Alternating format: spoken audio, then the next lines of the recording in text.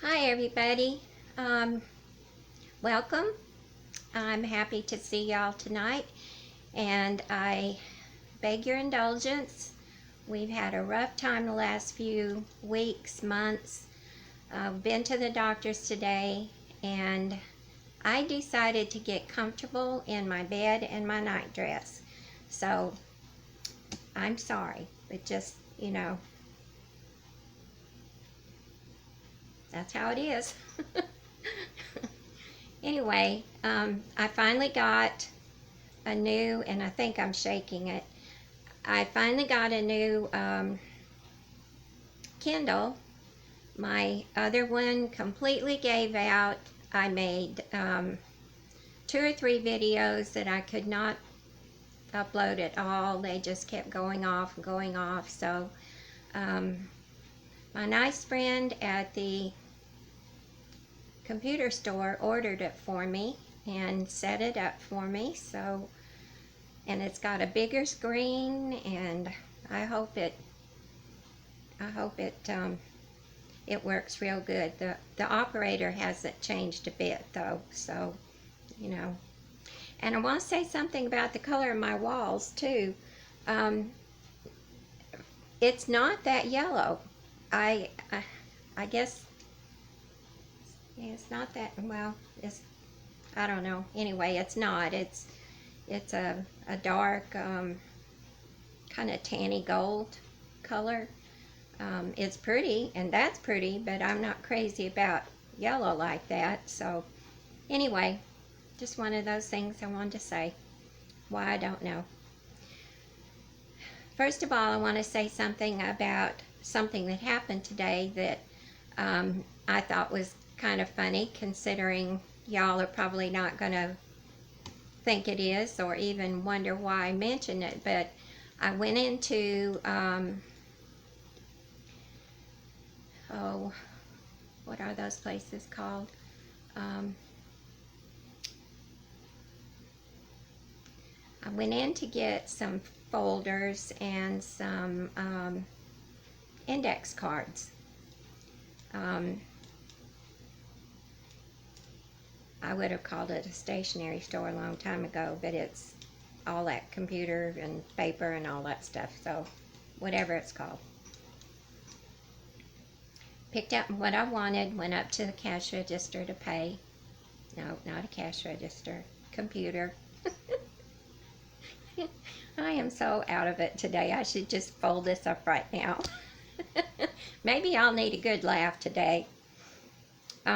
Anyway, I went up there and paid for it, and the young man said, how do you want your receipt?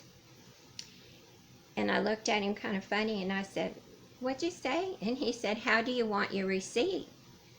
And I said, in my hand? He said, no. And he pointed to the little machine where you put your credit card. And he kept pointing to that, and he said, you have to say how you want your receipt. Well, I wasn't paying with a credit card, and I had cash in my hand, so he finally got it through to me that there are different places to punch how you want your receipt.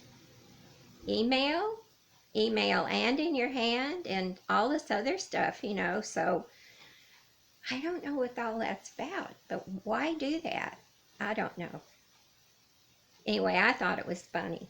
After I stopped to think about it, I thought, man, you don't get out much, do you? No, I don't.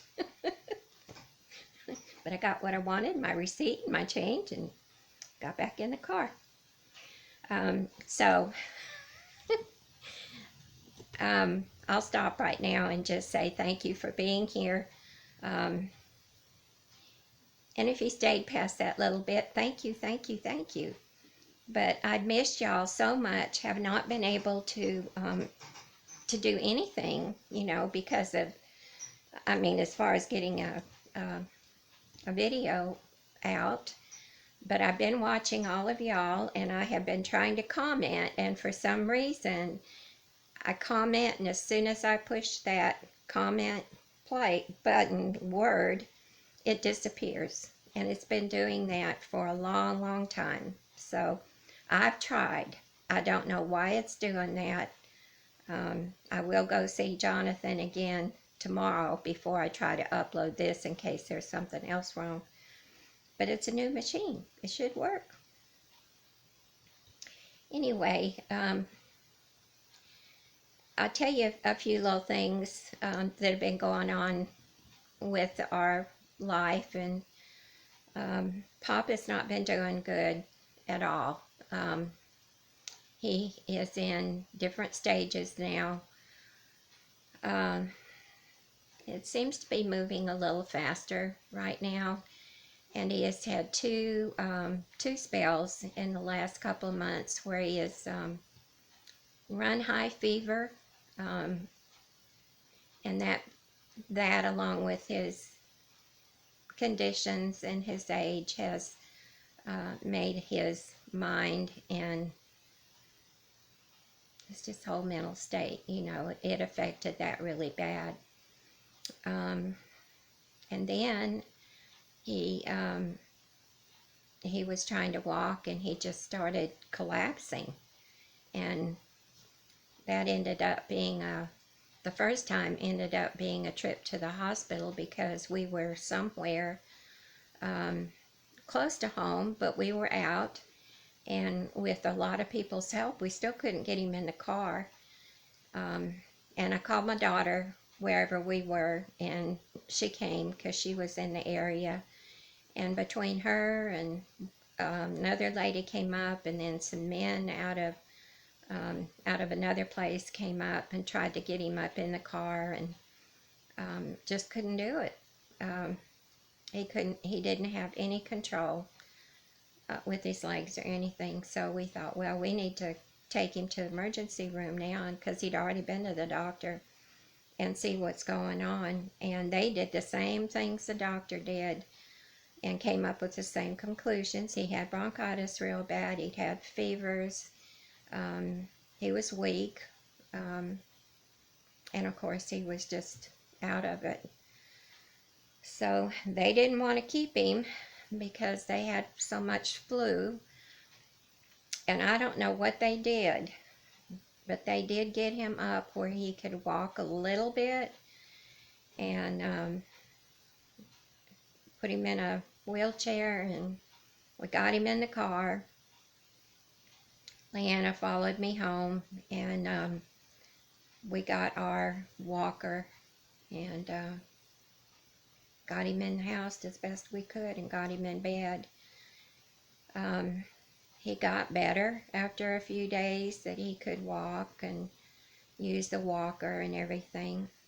But he quickly got out of that, as he's done in the past, where he didn't want to use anything that might help him, because, in his mind, he thinks he can do just everything and anything. And no amount of talking, no matter how I put it, has really helped, except for this last time. And he's been better, because he was doing so much better. I told him I'd take him to Mobile to Cracker Barrel, one of his favorite places to go, and he hadn't been out very much. And we had tried to do that ever since he got sick, just to try to get him used to being out around people, and not staying in the house all the time and just the same thing, to get out and see different things, talk to people, interact a little bit, even though he doesn't talk to everybody, and he doesn't talk that much anymore. But he will say something occasionally to the people he knows, like at Waffle House and stuff like that. But anyway, so after we went there, we decided to go to Joann's, and just quick trip in, well, he he collapsed. His legs just gave out.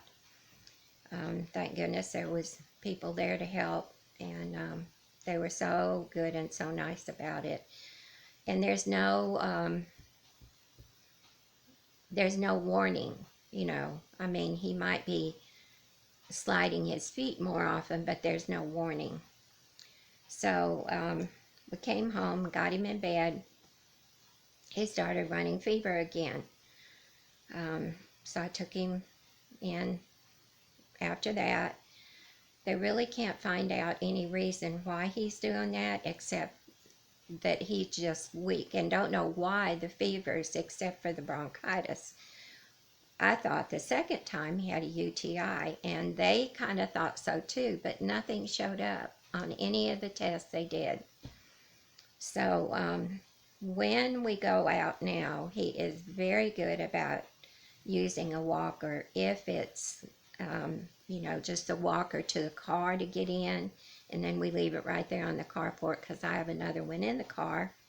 But I also have a transport chair, which is smaller than a wheelchair, and somebody has to push it. They can't push it themselves. So I get that out and use that too. It's not real heavy, but it's pretty heavy for me to wheel too many times a day or a week or whatever. So, and today I had to use it because it was my turn to go to the doctor today. But he has been much better about using anything. And I'm very thankful for that. He has paid a little bit more attention when he can about why he needs to use the walker, or we need to get the transport chair out. So I'm very thankful for that. But the doctor said that he felt like we would need either more round-the-clock care or assisted living by the end of the year. So we do have somebody that comes now 6 hours a week. She's very good with him. He likes her. He does talk to her a little bit more often than he does some other people. And he jokes with her too, which is pretty nice. But I don't know, because this is not something, I know men I know some men say a lot of certain cuss words when they're out at work or, out like that. He's not been really one to do that. But he was service too, so sometimes, I don't know, things pop up or not that you used to do. Sometimes they just do things that for whatever reason. But every time she comes in the house now, he'll say, "How in the hell are you?" She gets so tickled at him. And it is kind of funny, but could be a lot worse, couldn't it? Oh, goodness. So, there we are, and I'm trying to keep up with my vitamin D and my B12 shots, and they're both always real low. My doctor said today I was doing good. Otherwise, my A1C is a little bit high, but I still don't take medicine, so I have to get better about my diet. And that's hard to do with him, because when he's got this thought in his mind that I don't get enough to eat, that I'm wasting away to nothing, and I just have to laugh, because he's always trying to feed me. He's always trying to give me half of his plate, and he gets aggravated if I don't take it and eat it. And no matter how much I say to him, and I don't want to take his food, he needs to eat it. It doesn't matter what I say. "Honey, I need to lose weight. I need to eat the right things. I'm diabetic. I got to be careful." "But you're wasting away to nothing." "Pop, have you looked at me real good lately? If I lost 100 pounds, I wouldn't be wasting away to nothing."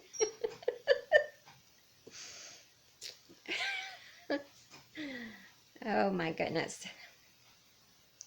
So anyway, there it is.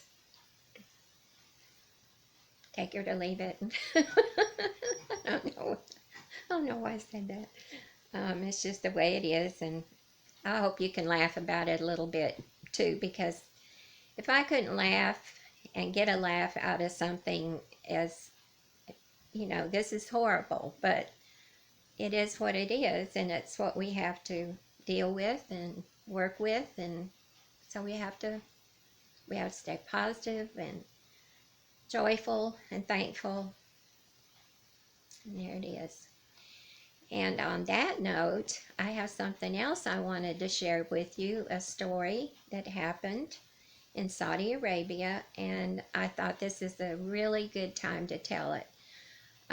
I've been watching Vanna's progress on the face of Jesus, and it just reminded me of this incident when we were there shortly after the invasion of Kuwait, and we were very close to Kuwait where we were living then in Saudi Arabia. And after we really found out what was going on, this was probably, I don't know, a week or two later or something, where he worked was about a mile's drive, no, an hour's drive closer to Kuwait than where we lived at the refinery there. And he was put on the night shift, and they took all of the workers by bus up there and back. So a lot of us right where we lived, their husbands worked up there too, so we were all right there in that area of the camp. At this time we lived on, that side of the country, so we were in a regular camp, which was new to us because we had not, for the first 6 years, we'd not lived on a camp, so it was different. But we all, were looking out for each other because we really didn't know sometimes what was going to happen, and some people got very upset with Americans being there, even though we were, we were there to work like they were, but some of them felt like it was our fault that the whole thing happened. So anyway, the way our house was, it was the garage on one road that went this way, and the front door was on another road that went the same way. So, and there was fences around, and it was trees. It was a pretty place of the camp. I really liked that place. It was had a lot of old trees. It was one of the older houses that they just remodel, every few years. They don't tear them down completely. They just remodel and update and everything. But I really liked this house. It was in the old section of camp. And also, Pop remembered that camp very well from when he was stationed there, that they used to take a bus and go up to this camp and, visit and play cards and stuff. So he remembered the old parts of it. And I thought that was kind of neat that we lived in one of the houses that were near the dining hall and rec room where he remembered going. But anyway, so he was at work, and the next morning, this one particular morning, I woke up and I was just laying in bed, just kind of waking up and, resting and thinking, and because we knew we were going to be evacuated, we just didn't know when, and I was just kind of planning or thinking what to take and stuff, and wondering, what was going to happen and all that kind of stuff, just thinking and praying. And so I was praying. I was laying there in the bed, and I was praying, had my eyes closed, and I heard this noise. And like I said, we had a road on the back side and a road on the front side of the house. But on the back side was a through road. The front side of the house was cul-de-sac. So the back road, I heard a noise, and it was really loud. And for some reason, I thought, oh gosh, that sounds like a tank. And we kind of expected something like that. But I was praying, please, Lord, watch out for us. Tell me what to do. Just, help us stay calm. And I had my eyes closed, and all of a sudden, Jesus' face was right there. Right there. And my eyes popped open, and I was just, thank you, Jesus. That is great. I mean, it was so real. What she is cross-stitching, it just brought it all back. I mean, I think about it all the time, but it just brought it back so powerfully. And that was so powerful for his face to be right there. It just left a calm, peaceful, no worry, no worry. Not wonderful that we can have that peace. And everything turned out okay. I just had to share that with you. It still makes me feel just a calm. I need calm. And I seek his face and thinking about that a lot, because it is getting much harder here than it has been. I cannot physically handle him when he can't walk. And the days and nights that have been like that have been very, very difficult. But we've managed. But I do know that I have to make other arrangements. And I have visited some places, and I send out a text to all 4 of the children at one time, a group text. Every time we've been to the doctor, every time anything happens. In case I forget to tell one this thing or the other one something else, I figured the group text was a good idea. And I think it is. It's working out real good. But I've already looked at a few places, and I know some other places I want to look at, so I would like some of them to go with me and check them out. So I'll put that in the text, and we'll see what we do. And it'll take care of itself, and it'll work out like it's supposed to. All I have to do is seek his peace, and the Comforter is there. I believe that. I'm going to show you a few little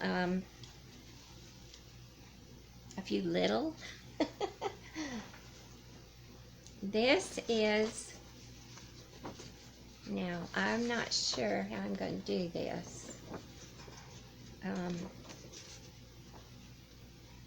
This is called Tuckbox Tea Room. I don't think the whole thing's on there. Yeah. And it is in Carmel, California. It's a real place.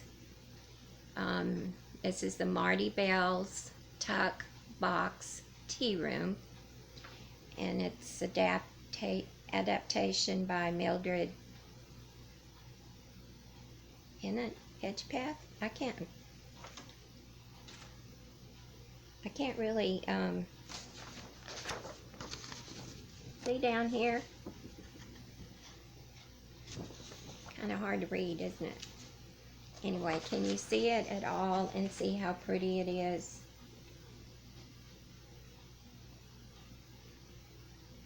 I think it's going to be beautiful if I can survive all the confetti.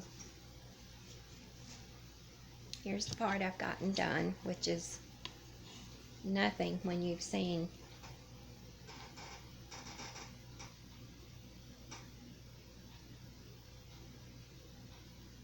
Believe me, though, it's a lot of work. And this is the area, just that tiny little bit right in here. You know, it hasn't even got down, just barely a good corner of that. Anyway, I like to work on it, but this is something I can't work on with any other noise. I need to concentrate that much on it. But it does help. And I like to stitch a lot of times without anything. I do like to listen to and watch floss tube, of course, but when I work on something like this, I can't even do that because I want to look at everything. And I have to concentrate on where I am, because a lot of it is, you know, 3 or 4 stitches by itself, and then you go somewhere else. But I do try to pick the spots that have the most block of color in one place and do that, and then work the little stuff around it. And I'll tell you one thing funny about this too. I don't know if you can see it or not, but this is the fabric is Ada, of course, but it's that easy grid. I thought, well, that might help me, although I've never been one to really grid anything unless I just did a few running stitches in a certain place to just get a good start. But as far as really gridding anything big, no, I haven't never done that, because I was young. I could tell where I was. Well, anyway, so I got that, and I thought, well, that might work pretty good. And it does, if you start in the right place. I didn't even think. I thought, okay, just cut to size and then start. And that's what I did. And if you go by the gridding on that, it's way off. I don't know. Anyway, I'm enjoying working on it. I want to have it. I want to do it, and I really enjoy it. I don't park like people show. I don't. I have never done that. I just work. I just work and do what I can. I will carry it over a few stitches, you know, but I don't have all the thread hanging out and around. But anyway, the other, and here's something else I wanted to say about that too. One thing I do on these, and oh gosh, I think it's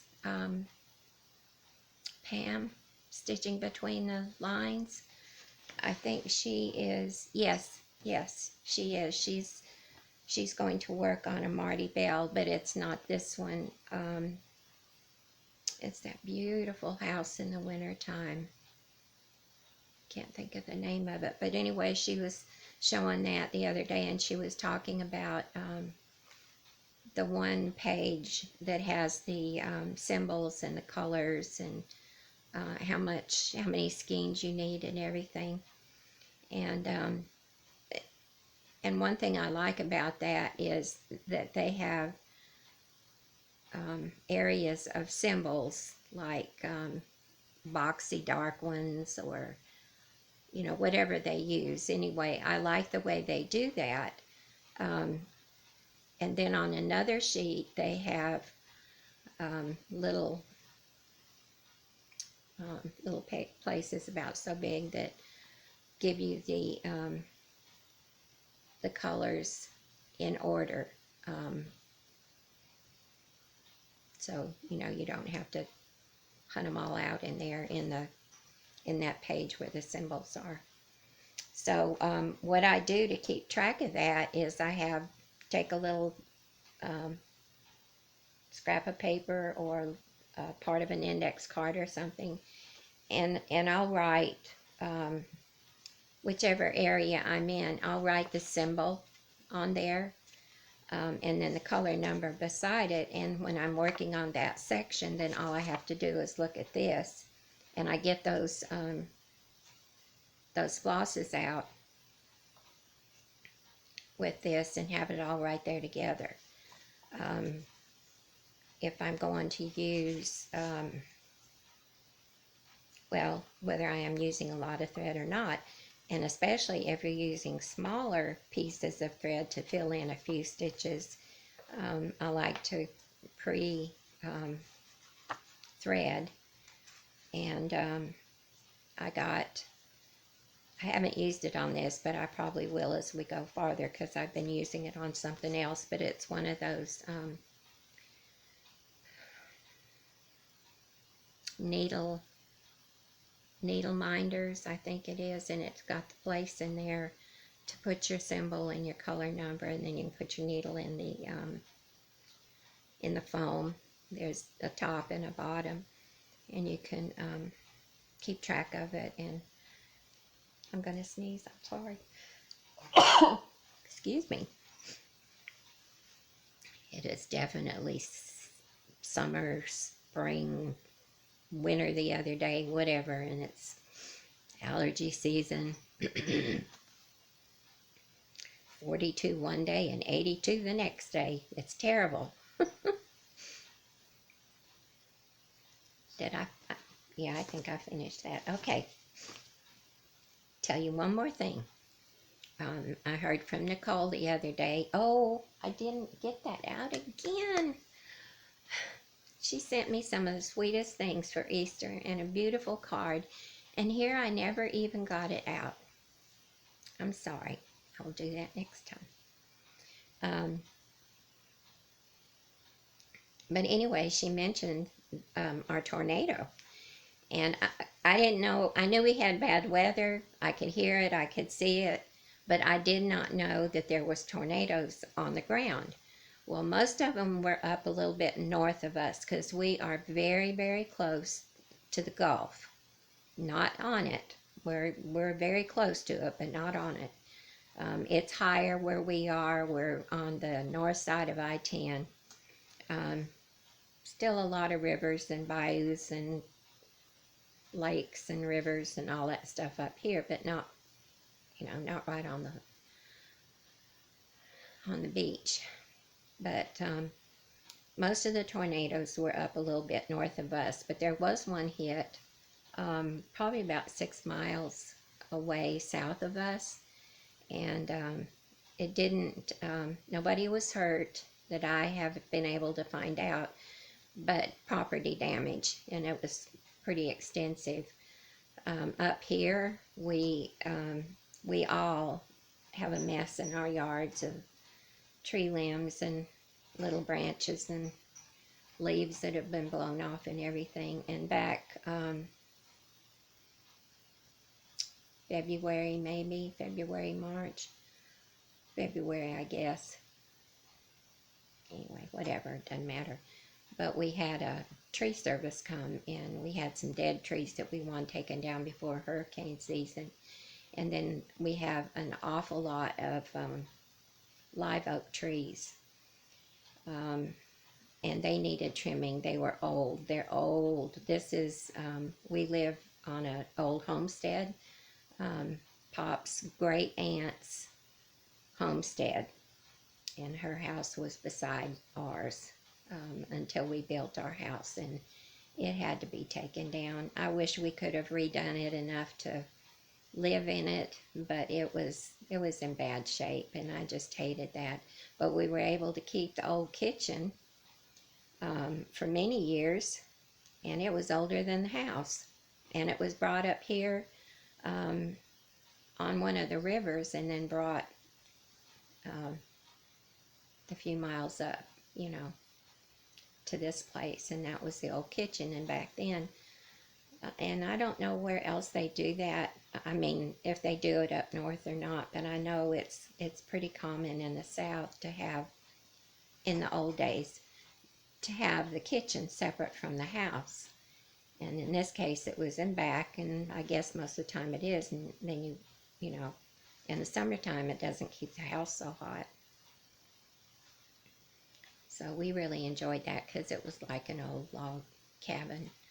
And so it was nice to still have that here, but it finally succumbed to old age. Seems to be a topic, doesn't it?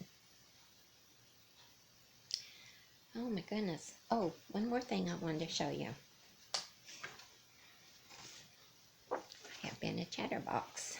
I hope this makes sense. I'll have to look at it, and if it doesn't, I'll just decide whether I want you to see what a mess it is or not. Nicole sent me this a long time ago, and the fabric, I hope that's focusing okay.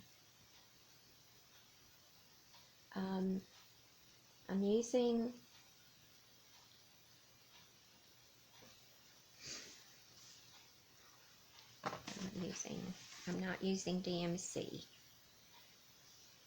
Classic Color Works and Gentle Art and Week Style Works. And I think it's going to be really pretty. And the fabric, I love this fabric. It's Ada, but it's, I can't think of the name of it. I'm so sorry. Okay.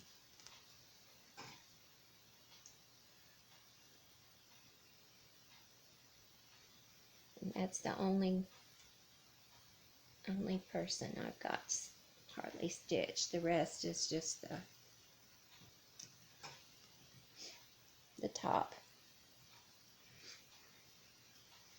But I'm enjoying working on this too, and I really like it.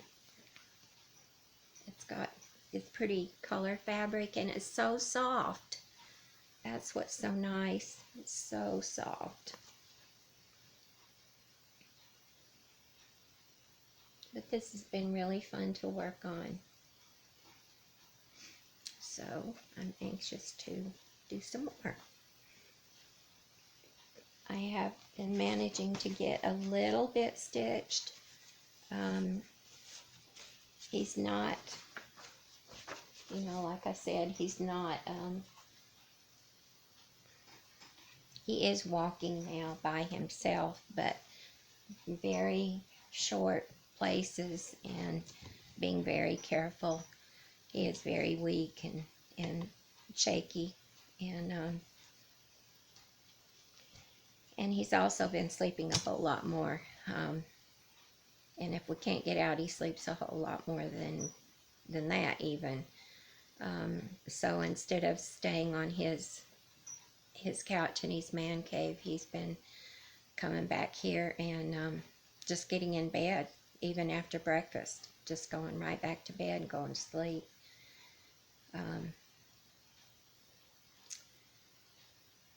If I've had a bad night, sometimes I just go back to bed too. Just be honest. You can only do so much without a little rest. So, and Wizard doesn't mind. He'll crawl up here with me and go back to sleep, and he's right on the end of the bed. Little stinker. Anyway, I've enjoyed everybody's videos, and like I said, I haven't been able to make a comment stick yet. They all disappear. So I'll have to see what's going on with that. But just so y'all know, I've been watching, enjoying, seeing what y'all are doing, and hearing about what you're doing and what your life is like right now. I've been watching a lot of new ones, new people, their first videos, first and second and stuff, and it's amazing. So anyway, I guess I better go. Don't want to keep rambling. But I hope to see you again real soon. And everybody take care. I love you.